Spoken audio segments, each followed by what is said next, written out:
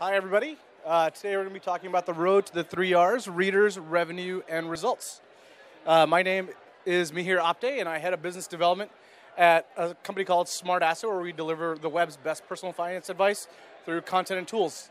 To give you some background on our business, our mission is to deliver the web's best personal finance advice through content and tools, which I mentioned. Our website, smartasset.com, reaches about 2 million monthly unique visitors. And we have a third-party platform called Captivate that reaches about 45 million unique visitors as well. If you guys have been here before, typically it's AJ Smith, who is our head of editorial, that speaks at these conferences, so I'm really just filling in for AJ. So to jump into it today, we're going to be talking about what are the publisher challenges? What are the best ways to engage with readers? How do you capture a reader's attention? What is the importance of interactivity? And finally, how can you increase revenues through these channels? So to jump into it first, what are the best ways to engage with the readers? So personal finance, if you look at it as a topic, is pretty broad. You have a number of things that you can write about. You can write about the big topics like retirement, debt, asset allocation, stocks, bonds, real estate, student debt. The list goes on and on. Now what's really interesting is that lots of people search and write about personal finance topics. To give you an idea, there's more than 10,000 unique domains that appear within the first top 20 search results for over 5,000 keywords that are related to personal finance topics. There's a lot of demand for this content also from readers. So of the top 1,000 keyword pairs, they generate more than 5 million monthly uniques, monthly searches on Google alone. To give you an idea, for Smart Asset, we track over 373,000 unique keywords and keyword pairs. So there's a lot of searches going on and a lot of content. So how do you cut through the clutter? So personal finance topic is broad, but questions are specific. What we found in our research is that people are asking very specific questions when it comes to personal finance. Questions such as, can I lower my student interest loan rate? What's the best travel rewards credit card? Am I going to get a tax refund? So what we found is that we try to, the KISS methodology, or keep it simple, stupid methodology. We do a lot of keyword research. We not only go for the head, meaning what are the most popular searches, but we also go for the long tail, specific questions that we see have lower volumes, but a lot of people ask repeatedly month over month. And then we also keep the content focused on the specific topic of each piece. It's easy to kind of draw it back to a larger, these are the things you should do for all retirement. What we want to do is answer those very specific questions that we set out to answer for that piece of content. And really, as you guys know, and on the web, it doesn't cost any more to create a new article and create a new web page. So make sure you stay focused in that content that you're publishing. So to give you a case study, I'd like to tell you about our taxes. So historically, we published a lot of 101, 201 type information about taxes.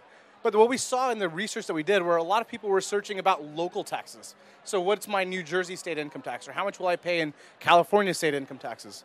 Or what are my local property taxes? So what we did is we actually published a state-by-state page for income tax pages for every state. And within 6 months, we are now ranked in the top 5 of SERP results for 43 out of the 50 states. The only 7 states we're missing don't have state income taxes. So we got a pretty good outcome there, and it happened pretty quickly. So what we did, again, is we did the research. We figured out what are the specific questions people are asking, and we saw results in a relatively short period of time. The next thing is, how can we provide content and context with interactivity? So as you want to engage your users further and deeper, how can users better understand the topics that you're trying to actually convey to them? So right now, many people do just textual content, which is great. More people have started doing text plus graphics or even charts, even a better way to actually present the information that you're trying to get across. Now, what we've done is we've taken text and included interactive tools on that content as well, which really allows users to put content in context and really get personalized advice. So in this screenshot, this is an article on smartasset.com. It's about the decision to buy or rent a home, right? So we tell the users, these are the considerations you should have when you're making the decision to buy or rent a home. But what we've also done is put a fully interactive calculator at the bottom of that page where the user can actually put in their own information. If the user lives in New York, they pay $1,800 a month in monthly rent, and how much money they have for a down payment and they make, we'll actually show them, hey, for you, if you're planning on staying in this home for the length of loan, it's probably better for renting than owning. So it really provides the next layer of interactivity to the content, and it lets users put your content into context. So, oops. So what publishing tools can you use? So there's a number that are available for free. If you wanted to create quizzes as a way of interacting or increasing interactivity on your pages, you can use Google Forms. There's a fantastic company called Boombox that has a number of pre-made or pre-packaged quizzes that you can simply embed on your sites as well. And you can always use Quizzer as well, another great company. If you want to use a lot of interactive charts, Graphic is a completely easy to use and a tremendous resource to use. And if you'd like to use calculators or interactive calculators, we have a product called Captivate as well. So what's the results of adding the interactivity? So one, it allows readers to better understand the content which I mentioned. It drives deeper engagement with your site. And it also provides you as the publisher actionable data about your audience that you can use both for editorial as well as monetization purposes.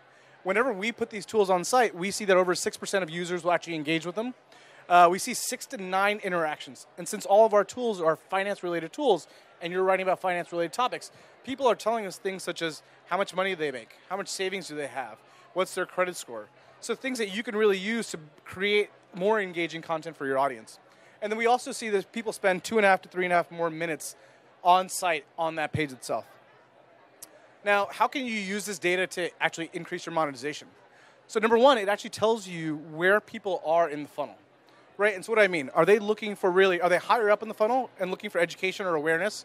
For those people, you can decide to show them sponsored content, standard display ads, or even sell sponsorships, right? So people that are really going after the educational segment of that market. Or are they lower in the funnel? Are they in the consideration or conversion funnel? The answers they give you in the quizzes and in the charts and in the calculators let you figure out where your users are in this funnel. And so if they're lower in the funnel, are they looking to transact? And then you can actually offer them financial product offers. So if it's about credit cards and the best credit cards, you can actually show them the best credit card and allow them to transact. If it's about mortgages, same thing. What I would advise is just experiment with strategies that help maximize your revenue. So in summary, attracting readers comes with doing your homework and figuring out how to provide answers to very specific questions. Use interactive tools and content to further engage your audience that allows them to put your content in context. And finally, use data to inform and maximize your monetization strategy. Thank you very much. Any questions? Yeah.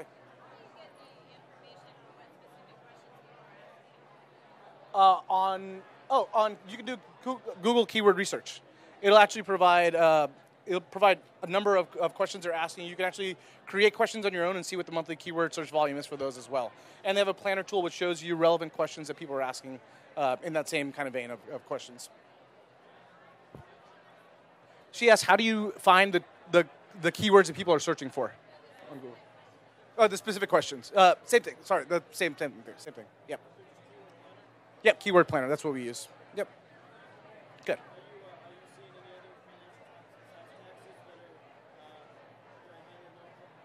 So taxes is the first one that, yes, his question was, are there other verticals other than taxes that are very local? Yeah. So taxes is the first one we did last year, sorry. We're also, home buying is very local, primarily because property taxes are on a county and local basis. So that's where we'll be publishing a lot of local home buying content. Next, to give you an idea, I believe the state of Pennsylvania has over 2,000 property tax jurisdictions. So it's very, very local in that respect. So mortgage will be next. I don't know what other topics we'll be getting into, but that's where we're going.